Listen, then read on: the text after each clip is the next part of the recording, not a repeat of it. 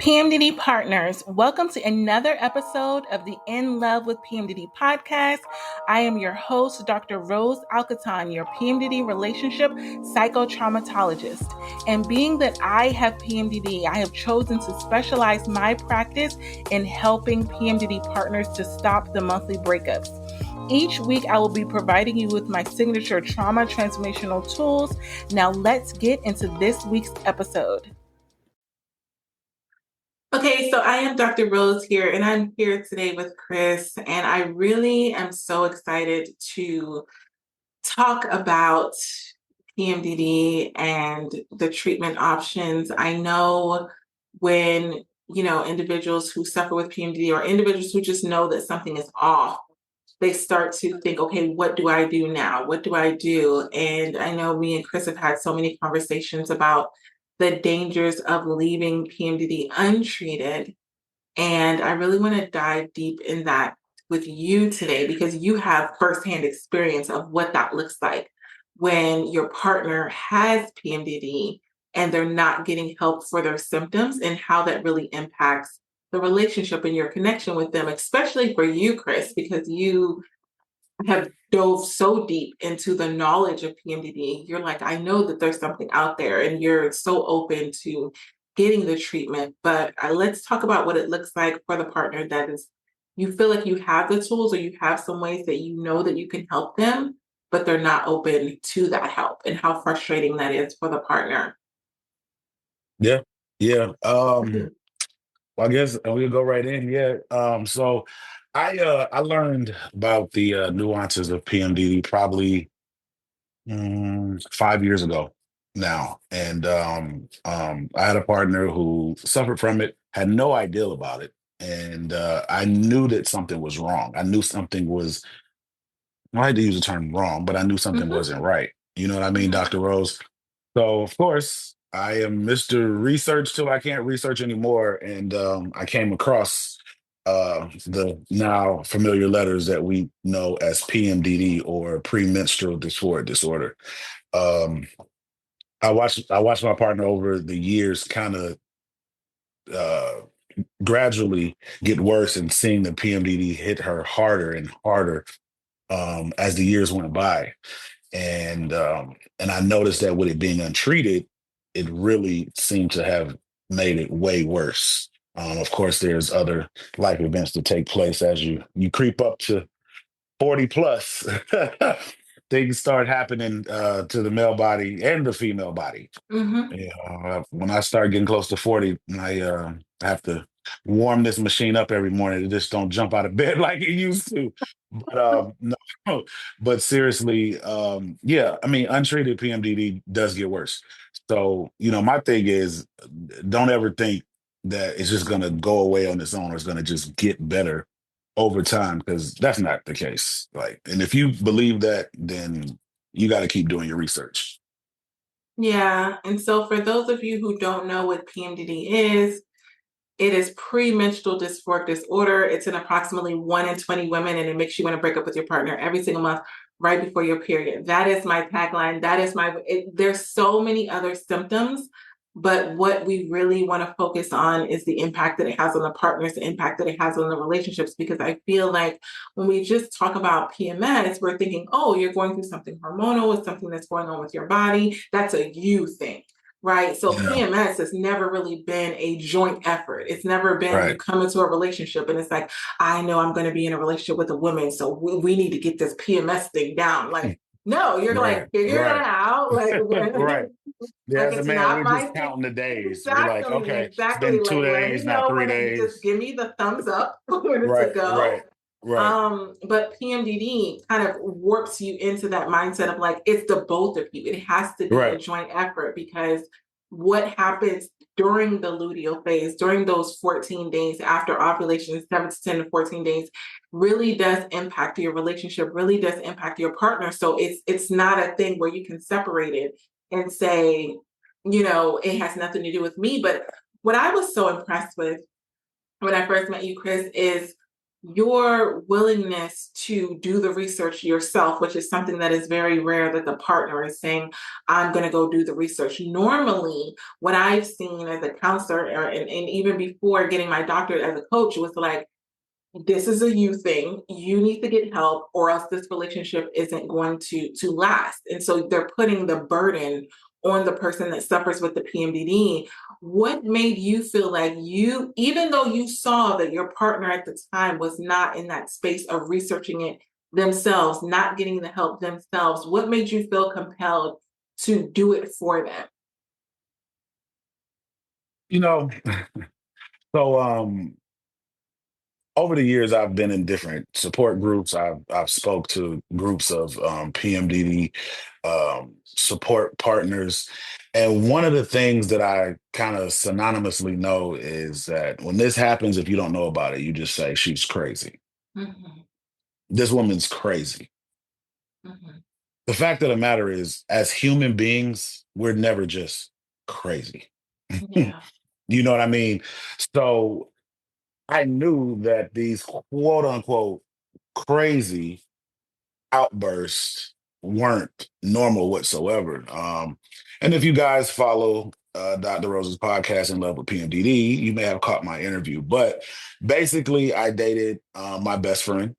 And over the years, just of being a best friend, talking to her, she would tell me every month that she didn't know why she would break up with her boyfriend. Now, not to toot my own horn per se, but I'm not one that typically gets broken up with. So once we started dating, I started getting broken up with. Broken up, get back together. Broken up, getting back together. Whether it was 1 day, 2 days, 3 days, a week, 2 weeks, a month. I mean, we constantly got back together. So then I started noticing a pattern. And literally, that's where my research began with literally Googling, my girlfriend wants to break up with me every month before her period. And before I knew it, I was down a rabbit hole of information about premenstrual dysphoric disorder. And I pretty much, once I knew about it, I kind of just tracked it on my own for a couple of months before I brought it to her. And at that time, I just said, hey, I think you might have this, check these symptoms out. I believe at the time it might have been 16 symptoms that I sent her, and I think she recognized that she experienced 14 of those 16 symptoms. So in the beginning, we were much younger. It was a situation where this was like a couple days a month tops. And as Mm-hmm. time went on, and as those calendar years started changing, you know, 1 to 2 days turned to 3 to 6, and then 9 to 12, and then 12 to 15, and then I would say at the end of our relationship, we were close to dealing with this for about 20 days a month, 20 to 21 days a month.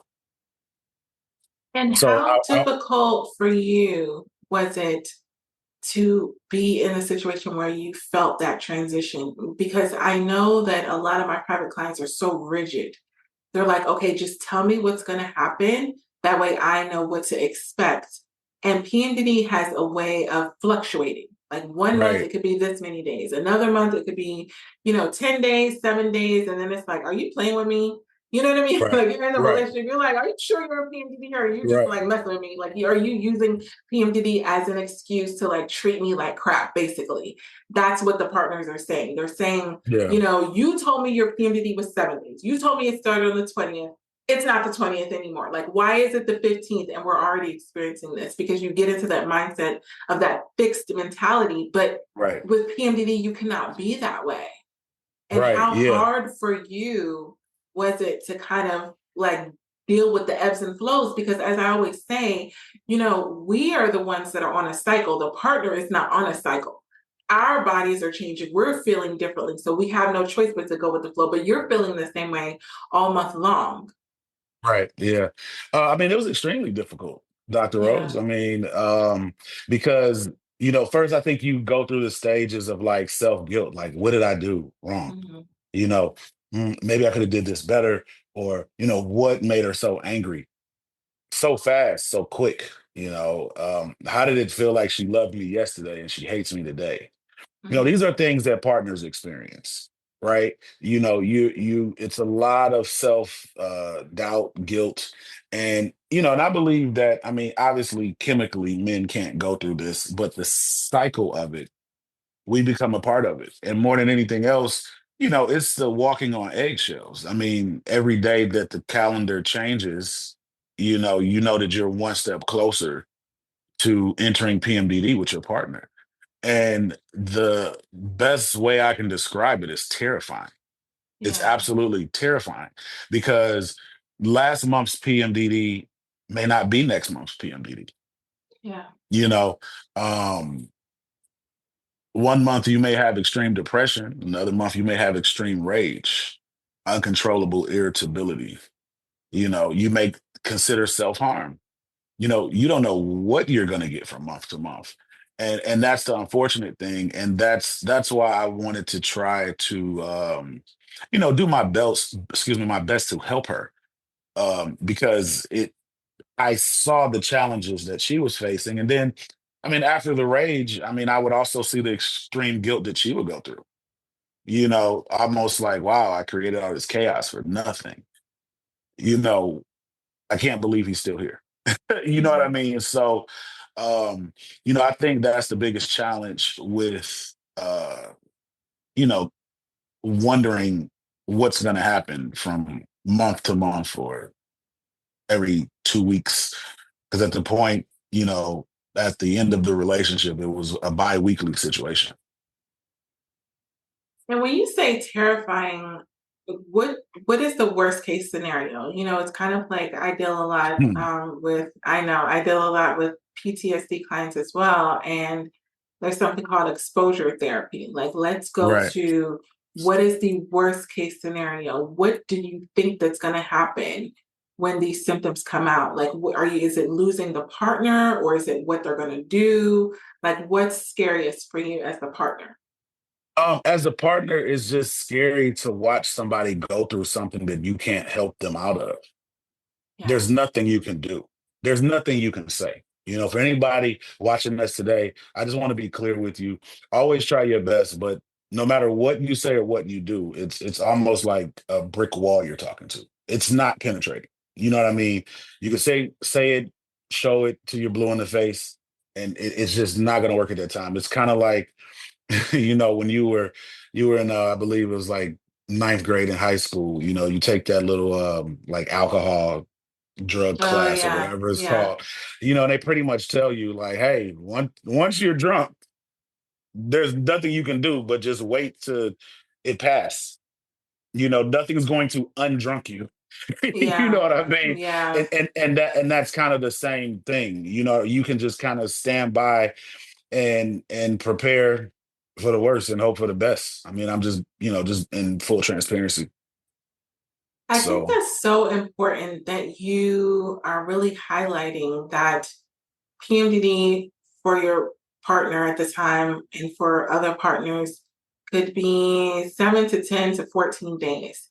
And as much as we want to speed that up and we want to like say, like, maybe there's something I can do to snap them out of it, then you're feeling like a failure every single month that you're not able to snap them out of it. So that's you're right. dealing with intrinsically with that guilt of like, I should do better. So now Right. what happens is you go back to the drawing board for the next month and you're like, what can I do differently this month that is, could Right. potentially cause me to be able to have that superpower? Because you think like, I love this person more than anybody else loves this person. I Right. know I'm their person.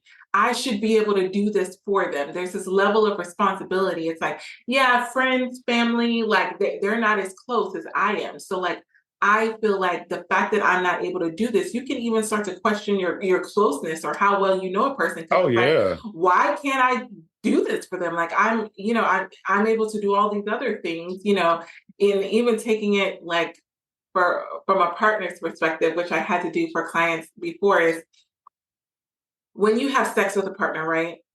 Yeah. I know I'm all over the place, but you get to the We here point now, where Dr. Rose. Let's go. We here. like, I This is gotta what they go want where to I hear know that right I need here. to go. But you there's a level of satisfaction that you feel once your partner reaches that orgasm and you've been able to get them to that place and provide them with that joyous occasion. The same Right. way it's like that ability to give them relief from their suffering. It's that same Right. level of gratification. When you see that your partner is pleased and satisfied and you know you had something to do with that, like you Right. feel good about yourself. The Yeah. value of you as a partner is solidified, it's validated because you're like, yeah, they're happy, they're at ease, they're relaxed, whatever state that you see them in, you're like, I had something to do with To that. If I do. wasn't Yeah. there, that wouldn't have happened. So now when you're translating it to releasing of the suffering, it's kind of like you want to have that same level of gratification. And that can be your driving motivation to continuously look for something to do to help them, to snap them out of it, instead of just accepting the fact that you're going to suffer for the next, like, say if there's like 5 days left, like it's 5 days left in PMDD, you're going to suffer. It's almost Right. like this intolerable thing where it's like, that doesn't sit well with me. Yeah. Right. Yeah. No, I can agree with that. That's exactly what it feels like. It does feel like a feeling of failure, and then it's the sense of failure for self. You know what I Mhm. mean? Like I failed, and then I failed her. Mhm. So it's two senses of failure that you're dealing with. So yeah, I mean, you're spot on what you're saying. I mean, it's literally nothing. Your hands are tied, and that's the worst part. It's for a partner, your hands are tied behind your back, and you're in a boxing match, and there's nothing you can do And but keep what do trying to you bottom weave. do? What do you do with the emotions that you have? And because I really want to switch over to that, because for my dissertation, it was genuinely dedicated to partners. It was not dedicated to me as the one who suffered with PMDD over 18 years. I know what that's about. I felt like everyone's always, as the research goes on, everyone's always going to go towards the sufferer eventually. Like it didn't happen yet, but I knew that eventually they would get there. But what about the partner? What about what you're going through? What about the frustration, the helplessness? I've had clients that have had what you would call, like you said earlier, symptoms. Like they would Yeah. go, like their partner would go into PMDD and they literally came to me and I was looking at symptoms. Like I saw it with my own eyes. There was anxiety, there was depression, there was hypervigilance, there was like heart palpitations. I mean, these are things that we as PMDD sufferers go through all the time. And I'm like, wait a minute, this is like an osmosis thing. Like it's now being Right. transferred Yeah. to the partner. But when it comes to people getting help, no one's going to go to the partner and say, hey, like I'm going to like work on something to actually get you help. It's almost like you're supposed to be, just suck it up because you don't have the diagnosis of an actual disorder. Yeah, I've literally been told that. So, for me, I had developed a panic attack disorder, Yeah, disorder or yeah, whatever it's called for yeah, years. I'm free of it now, but I used to have very bad panic attacks or anxiety. I haven't really figured out the difference between the two, yeah. but one of the two I was having quite frequently.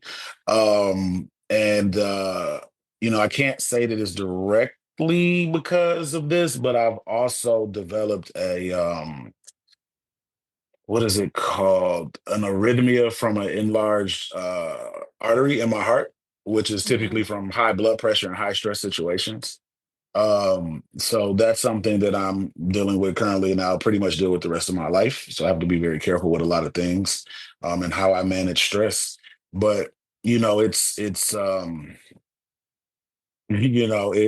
takes a toll on you because honestly, for me personally, it's very hard to watch somebody suffer and me not try to offer, render any aid, I guess, if you will, right? So it's like my emotions, my feelings, everything kind of gets pushed to the back, and then, naturally, it's after the fire, it's a oh, I'm so sorry, let me rub your back, let me sex you, let me cook dinner for you, let me buy you something, and then it starts all over again. You know what I mean? So that's the biggest thing. Like there is no outlet. Because the thing is, I can't call my friends and tell them this. I mean, I have friends that I've talked to about it. They don't have a clue what the hell I'm talking about. and the only thing that they see it as is, oh, you're just with the wrong person, Mhm. or they're crazy. You know what I mean? Mhm. So that's the challenge, which is why I'm thankful for the PMDD partner support groups that I'm a part of, in the different communities and things of that nature, because it's really like a private club. You know what I mean? And it's almost like, you know, if you was to lose a parent, you can call your friends and your loved ones, and they'll tell you, "I'm so sorry for your loss," or, "I understand how you feel. I understand what you're going through." But if your parent is still alive, you actually don't understand what I'm going through. You don't have a Mhm. clue what I'm Yeah. going through, actually, especially internally, right? So, I think that unless you experience this, then you simply can't talk to nobody, because outside of everything else, all that people will see is, oh, you're in a toxic relationship, or you're in whatever, whatever. It's all going to be negative for the most part. Oh, why would you deal with that? Why are you still with that person? This person brings you so much grief. And naturally, as human beings, we tend to only vent the negative. But you're not going to Mhm. call your friend and say, "Oh man, she did this morning. It was great. It made me feel so good." No, we're not programmed that way, unfortunately, right? So what happens is, over the course of time, you have friends and relatives and things of that nature that essentially ends up hating your mate that you're madly in love with. And then it's the other side too. From the one with PMDD, they're calling their friends and family, and they're, demonizing the hell out of you. So now you have all of these people that just have so much negative energy to push towards your relationship. And more than anything else, those friends and family members are now validating those PMDD thoughts, because they don't Mhm. have a clue what the hell PMDD is either. So now all your thoughts are being validated, which I think is one of the key problems with, dealing with the intrusive thoughts on both sides. You have the sufferer who is looking for some type of validation for these crazy ass thoughts that can't get out of their brains, Yeah. and then you have the partner on the other end that's dealing with, those thoughts, that they're having, as if they're real when they're not. You know what I mean? So it's a challenge. It's a challenge, and it's rough. Rough. I love that you highlight that people who don't have PMDD, people who have never been with someone who has PMDD, don't really understand the magnitude of what it's like. I Right. feel like one of the hardest problems that we have is trying to explain it to other people in a way that really lands with them. You can send an article is not the same as experiencing PMDD. And so you can try to tell your partner, like, I have PMDD, and you send them an article and you expect Right. them to know what it feels like for your suffering for those 7 to 10 to 14 days. Or if had a friend and you're like, hey, I'm with someone who has PMDD, I'm going to send you an article on what PMDD is. Like, it doesn't land. It's Right. valid information, but it's not they don't get it. And No. so you're trying to go on and explain these scenarios, and they're still separating the two. They're still saying, like, oh, she's crazy, just be with somebody else, and all these things. And it's kind of like, no, no, no, this is a disorder. Like, and you almost get frustrated because you're over explaining it, but they're never really fully understanding what you're talking about. So their Right. solution is to leave the whole person. Right. And then the over explaining starts to look like excuses. Yeah. You're just making excuses. Or I think one of my favorite lines that would typically hear was, "It's not just PMDD." No, it is. You Yeah. know what I mean? And I'll be transparent to share with you guys. Like, I mean, my relationship outside of PMDD was perfect. I mean, it was absolute perfection. Not one argument, not one disagreement, not anything. I mean, all the blissful harmony that you could imagine in a relationship was there. It was. You know what I mean? And then PMDD happened, which would knock all that stuff out, you know, um, and then you started over again.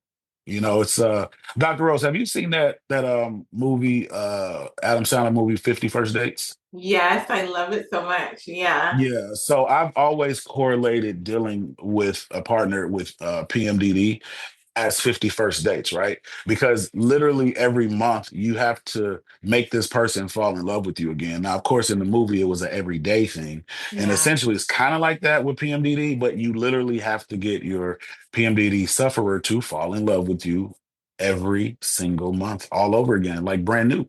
Yeah. And it's difficult. Yeah. And I think when you're saying that your relationship was perfect in the follicular phase outside of PMDD, you're not saying that you didn't have any disagreements.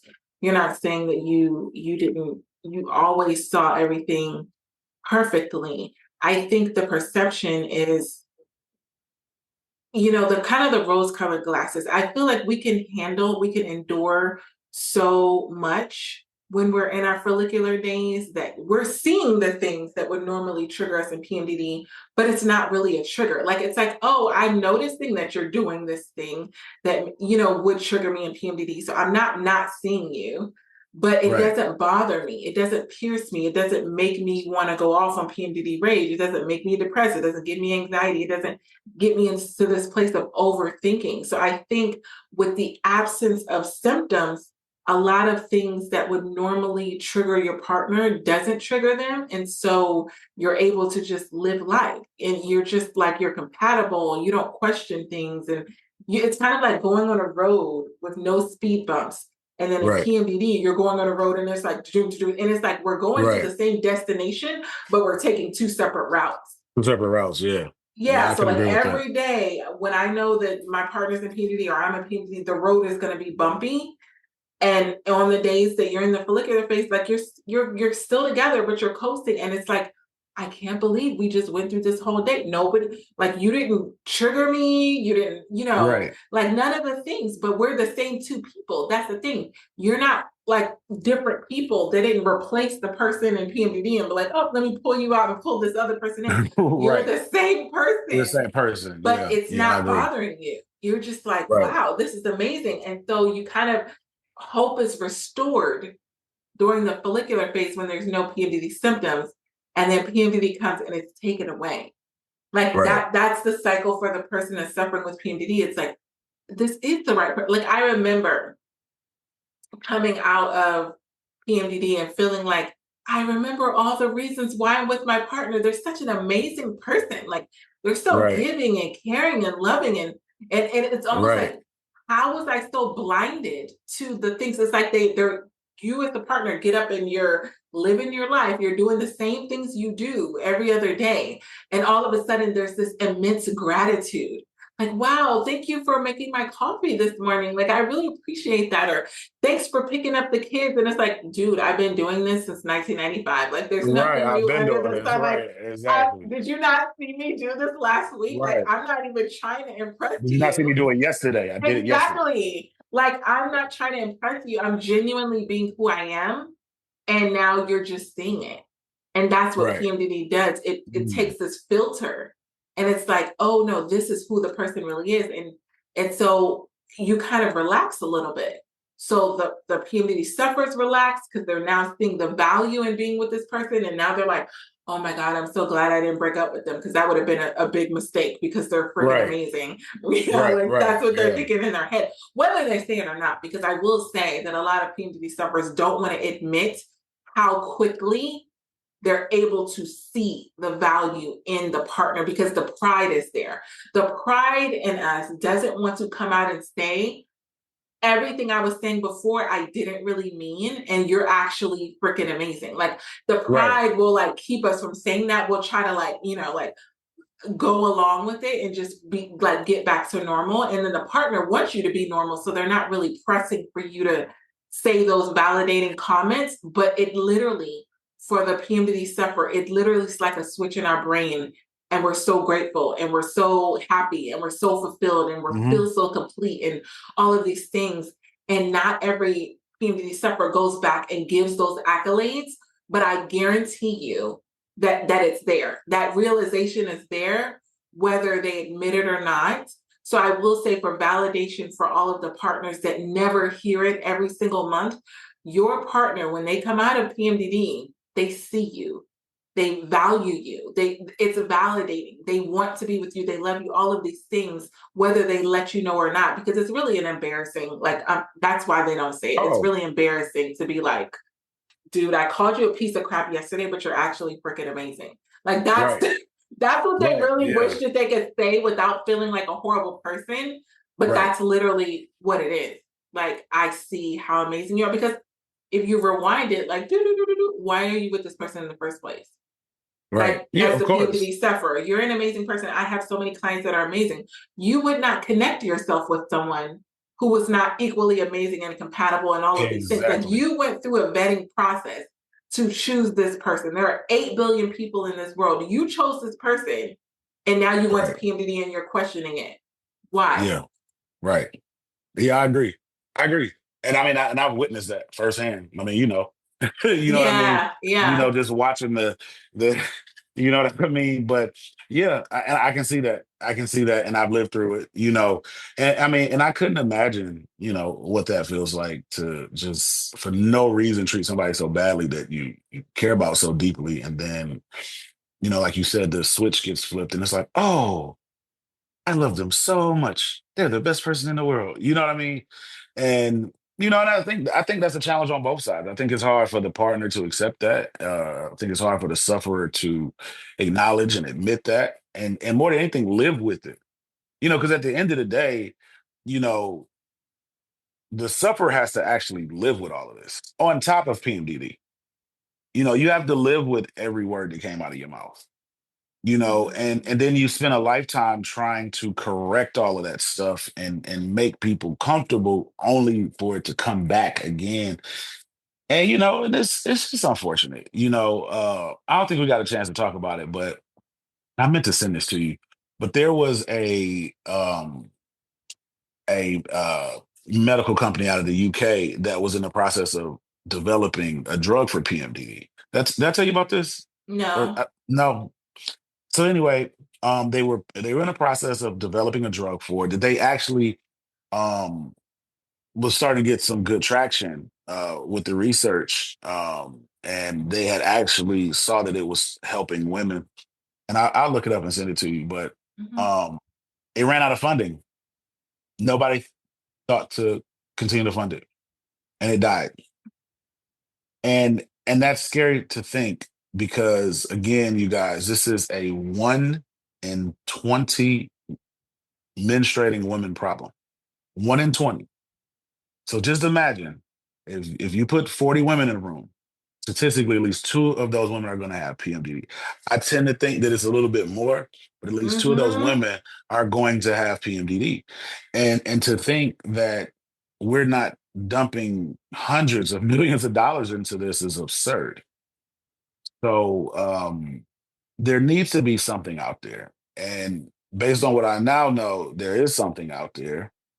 It's just that we can't seem to land this stuff to the people that's suffering from PMDD, and I think that's unfortunate.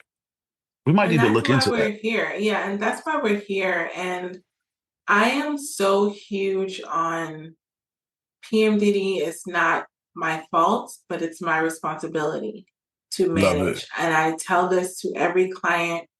We can go in a session and we can sit there for an hour and talk about how horrible PMDD is. And I got you. But All right. I always give the tools, because regardless of whose fault it is, we cannot project suffering on our partners and other people in our lives because we're not managing our symptoms. And I know that it's so hard because it's like, but I didn't ask for this, Dr. Rose. And it's like, no one would ask for this. No one asked for cancer. That doesn't mean that they don't have to go to get the chemotherapy when it's time to get the Exactly. chemotherapy. Like, when the Right. doctor tells them this is something that's going to help you with your, it's not saying I'm going to take it away, but like, there's a process. When you go get any diagnosis and your doctor is looking at you and they're saying, this is your diagnosis, no one is going there and saying, oh, I don't want this because I don't, I didn't ask for it. Right. Nobody asked for it. But the next question always is, so what can I do about it? If this was What a can we do about physical it? thing, You know what?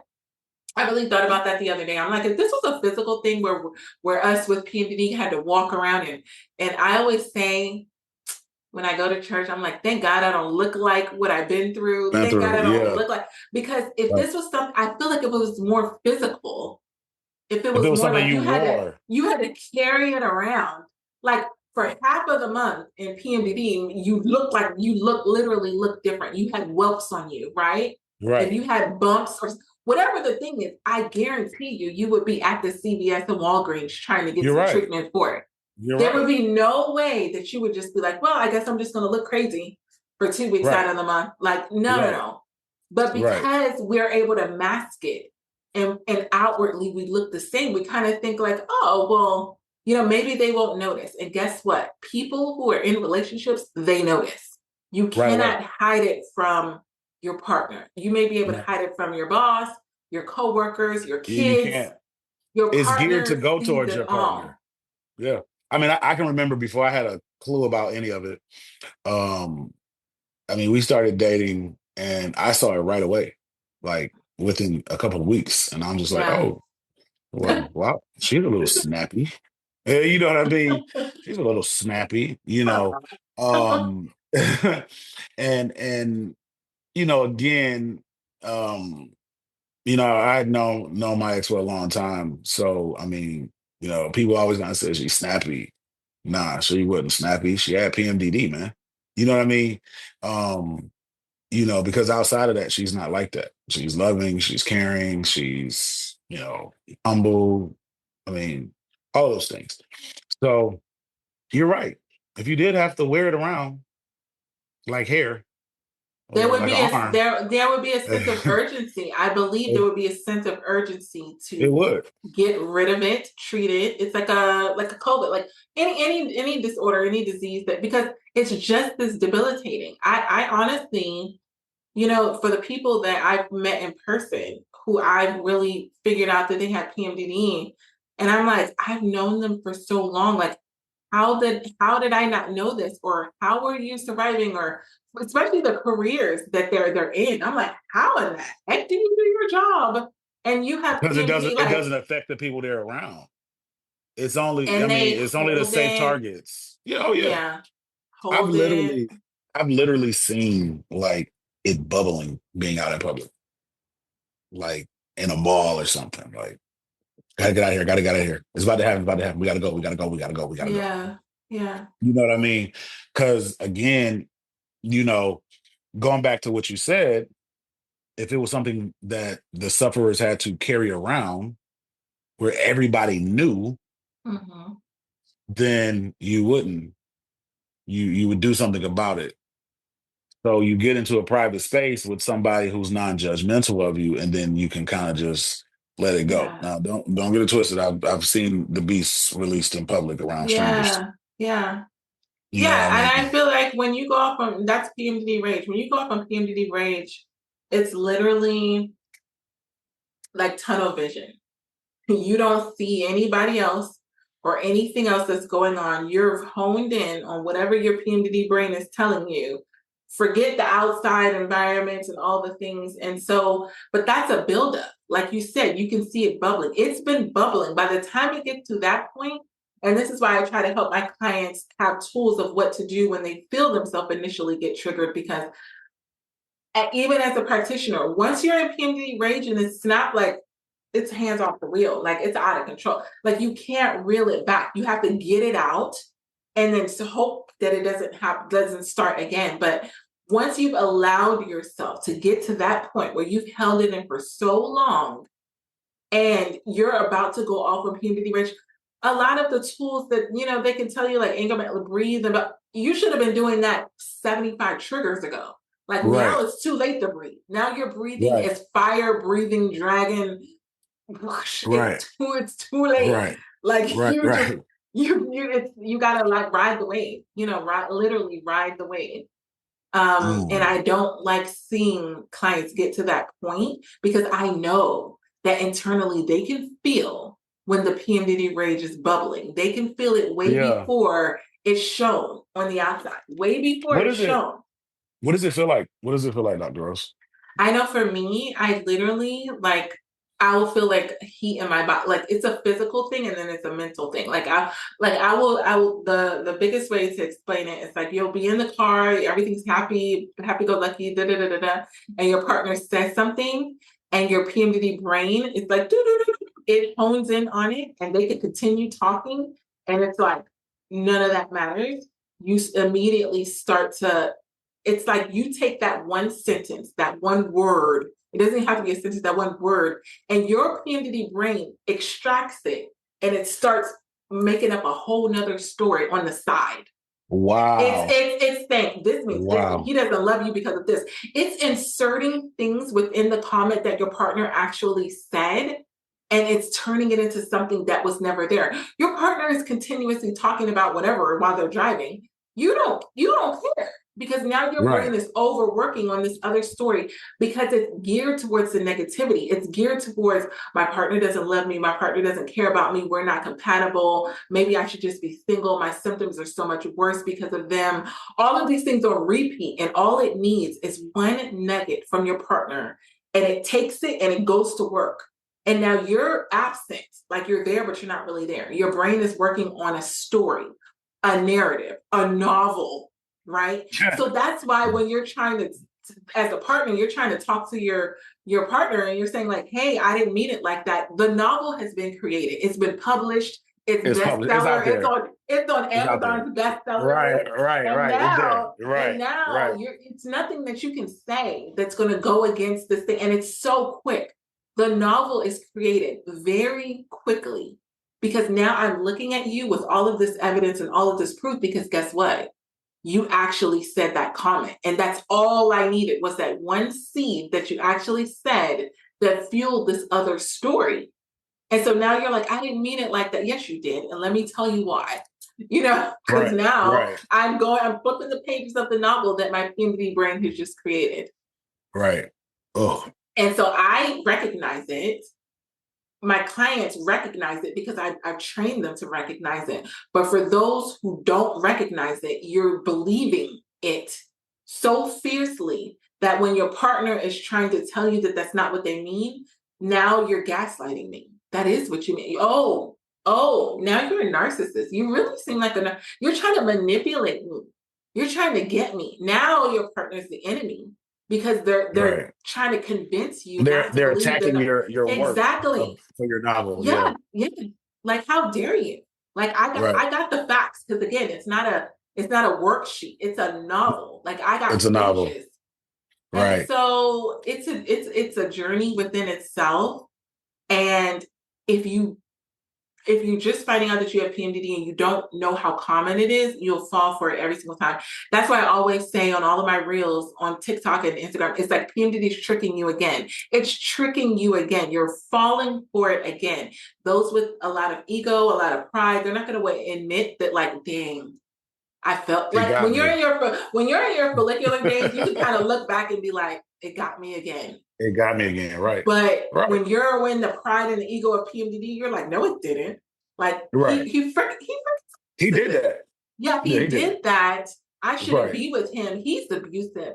Forget what I'm Right. going through. I'm pretty sure Right. I wouldn't even have PMDD if it wasn't for this It was person. a, oh yeah. Oh, I mean, man, you swinging the bat now, Dr. Rose. But because I mean, a lot of this stuff I've literally heard verbatim. Yeah, Like, yeah. wait, what? And again, that's you know, uh, as sad as this sounds, and y'all be clear, there's no science behind what I'm getting ready to say. This is all No, it's opinions fine. of Chris. But I believe that when you fall in love with somebody that you really care about, I think it does make it worse in some weird way.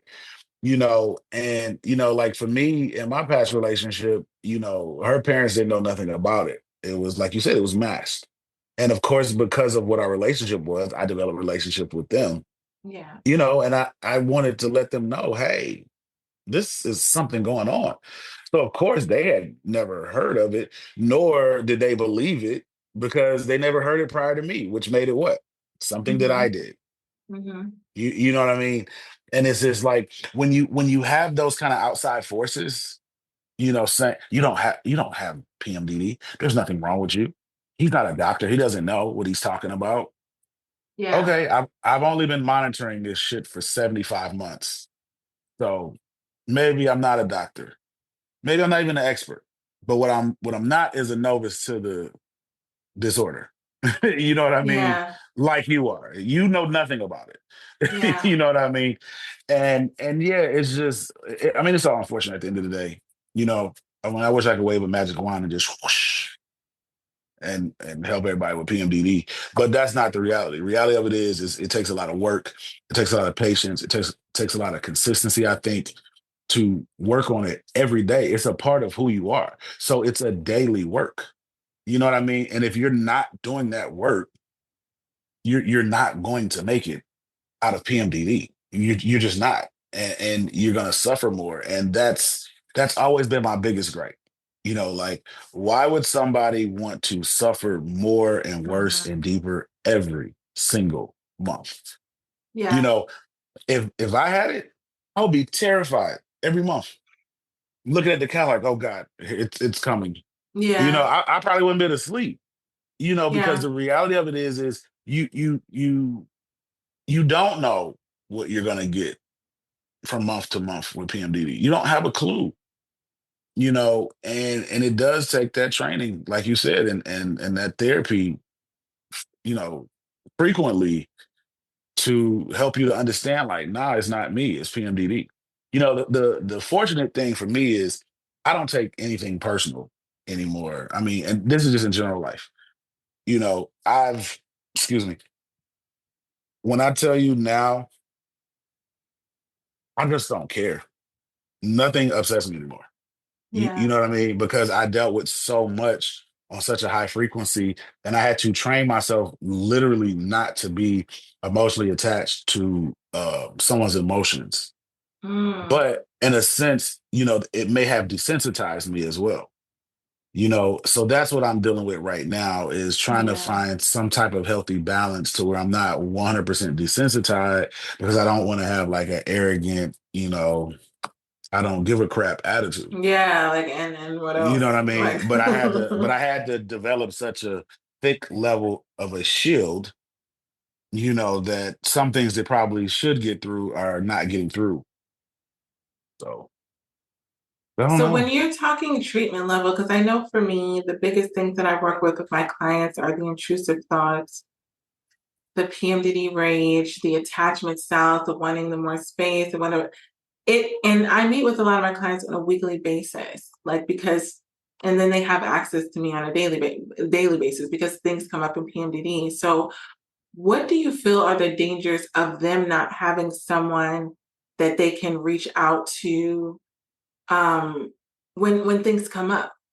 Like the damage that can be done Yeah. if they're either dating, if they're in a relationship, or if they're wanting to be in a relationship. Because I think a lot of times, even someone who's single, it will discourage you to even want to get into a relationship because you know that you don't have any handle on your emotions and what goes on in PMDD and the stories that you're told. So it's kind of like I don't even know if I want to bring someone into that. Like I don't even know what Right. that looks like. Yeah. I mean, honestly, it's a matter of life and death. Yeah. That's how serious it is. I mean, I can go down in a bunch of subcategories, but the point that I would want to drive home is it's literally a matter of life and death. You know, there's no science around it yet, but you know, quite a few women take their lives every day that suffer from PMDD. Hmm. And so my thing is every episode is life or death, literally. You Hmm. know, not having somebody there to understand and to make sure that you're safe is scary. I couldn't imagine somebody going through this by themselves. I just couldn't Yeah. imagine it. You know what I mean? Because like you said, with those intrusive thoughts, man, if you're left to those thoughts by yourself, you know, Yeah. I read a story uh online about a year ago.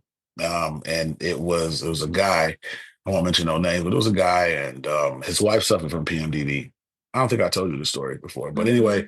the wife suffered from PMDD. It was her birthday. They went out, they had a great time, you know, they celebrated her birthday.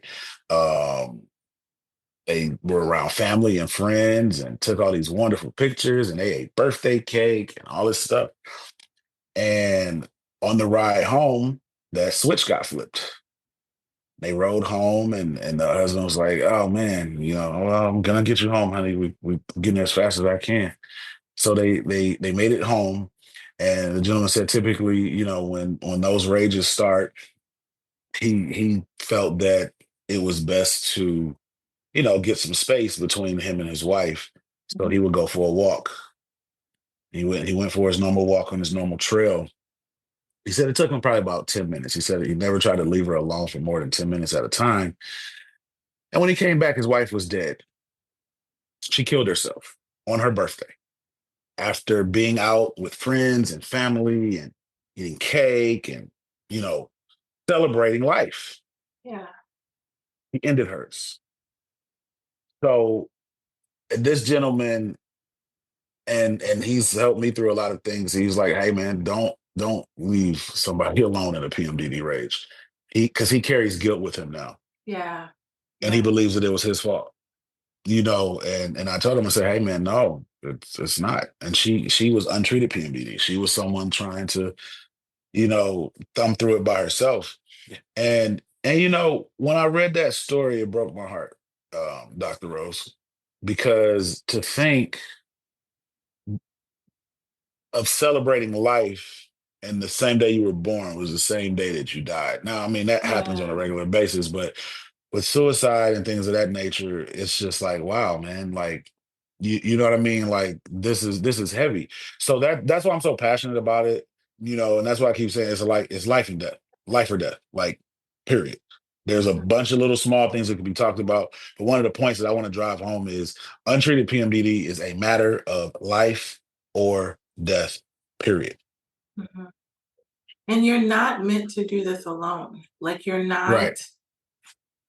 When I first started getting my doctorate, there was not a lot of community there. There was not a lot of community as far as practitioners, people that were coaches, whatever. And I believe the people that are trying to help with PMDD, everybody has their lane. There's a lot of people that help with different things, and I'm so supportive. And I've been on so many podcasts and try to like push people to help as much as they can for the individuals that do have PMDD or have experienced this because like we said earlier, if you've never experienced it, it's really hard to help someone with PMDD and you've never had PMDD, never experienced it, never felt it, whether it's on the receiving end as a partner or for the person that actually has PMDD. And I also know how hard it is to work at, doing anything while you're suffering in PMDD. Like it was so hard getting my doctorate while experiencing the symptoms every single month because I'm working on something, but I'm triggering myself by working on something because I'm triggered. Like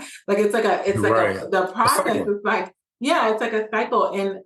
And I really, to go to your point of it's life or death, it was one interview that it took for me to have an opposite story where the actual partner was the one Mm, yeah. to take their life. And I said, wait a Wow. minute, like this person has no diagnosis Right. and they took their life because they were connected to Oh yeah. someone who had Yep. PMDD. They were along for the ride in a good way because they love the person and they're connected and they're attached. Like it's like you said, you can't just leave a person in that No. level of suffering. When you're a good person, you can't just walk away and be like, man, that sucks for you. Like I wish you Right. well and all the things. Like you're in it. And Yeah. sometimes being in it means you need the help just as much as the person who is experiencing the symptoms. And You have a so, certain level of responsibility. exactly. So I And that's love out of human the, nature. You know what I mean? yeah, That's human nature. yeah. I would do that for a stranger. You know what I And I mean? Like, love the duality of what we're providing because you have such a heart for the individuals. You have such a level of empathy, which I admire so much because that's one of the key aspects that I say. If you're going to be with someone who has PMDD, you have to have empathy, which is why narcissists are such not a good fit. Been right, there, like because they right, don't right, have the empathy. They will turn it right. around on you. The whole Yeah, nother no. episode. But I but mean, what I'm saying is you truthfully, have the empathy. yeah, I remember telling her one time, like, I wish that I could experience this like one time. so that I can see it from your side as well. You know what I mean? Because this is, like I said, this is something that's near and dear to me. And since I've been researching it for the last several years and thousands of hours of research, it's like literally I can like point it out now. I've probably pointed it out to three of my female friends, like, yo, you got this. I'm telling you. You know Yeah. what I mean? Like, look at this. I mean, I have a friend right now. I mean, it's so funny. She calls me, I'm breaking up with my fiance again this month. And I'm like, yeah, I bet. I'm Yeah. sure. And guess what you're gonna do next month? And the next month. And honestly, you know, they dated for 3.5 years. They've been engaged for the last four. And what she is doing to him, because I believe she has PMDD, is exactly what I was afraid of in my relationship. Like, how do you advance it without any help? You can get engaged. You can wear this ring around or whatever, and we could be fiancés, right? But then you're still breaking it off every month. And then, what if we get through, 6 months to a year of planning, and then the day of the wedding comes and you're like, the hell with it, not doing Yeah. this. Because PMDD told me not to. That's my biggest challenge. And that's my concern about dealing with anybody who suffers from it, that's not getting treatment. How do you advance? Because unfortunately, without treatment, you're literally living your life on a rat wheel. You're going to Yeah. advance so far, and then you're going to fall apart. You're going to get back up. You're going to get back on that wheel. You're going to fall off. It's the same cycle. Yeah. PMDD is a cycle, and untreated is a spiral that you're just going to keep going down. Never goes up. Maybe once you hit menopause at 68, 9, or whatever the case is. But you know, but it's just one of those things, and it's really terrifying. And I think that acknowledging that something's wrong is a big step, and that Yeah. that is not no one else's fault. You know what I mean? And yeah, and it's okay. I feel like the realization that you have PMDD and you're suffering and you've said and done things that you don't mean, it doesn't mean that you're a bad person. I would say PMDD attacks some of the most pure-hearted, kindest, Oh, loving people. Like all of my clients, I adore them. Like I'm not over here slaying dragons. Okay. Like these are right, not right, like, I'm not the PMDD dragon slayer where these are like horrible people. Like I'm not one of those lawyers that are like, I'm trying to get the bad guy out. Like I'm not trying to get right, them off. Like these are right, actual good people, which makes right. my work so rewarding because I'm just bringing them back to the core of who they are. You have PMDD, you're a good person. PMDD Yeah, attacks parts of your emotions and all the things. And do we make mistakes? Absolutely. That doesn't mean you're a bad person at right. all. One of the things that I noticed, and honestly, this is what kept me in my relationship so long, is being a part of those groups and support groups that I've talked about. I literally saw so many similarities. I mean, some things were word for word, experience for experience. But one of the things that I saw overall through, maybe six different support groups, was that these sufferers were amazing women. Mhm. That was something that almost everybody had in common. Yeah. The way that they spoke about their partner, you know, and it was just like, I mean, I never forget the first post I read in the group. It was talking about how amazing their partner was. Excuse me. And, but then this monster would come over them. And I just thought, Yeah. like, wow, man, like that's crazy. You know what I mean? Because it's Mhm. literally like the whole Dr. Jekyll, Mrs. Hyde situation. Mhm. And I think that's the best way to describe it. So, you know, So the basis of what we want to relay to you is do not leave your PMDD untreated. You need to be absolutely. tracking your cycle. You're not meant to do it alone. You're not like, you're not.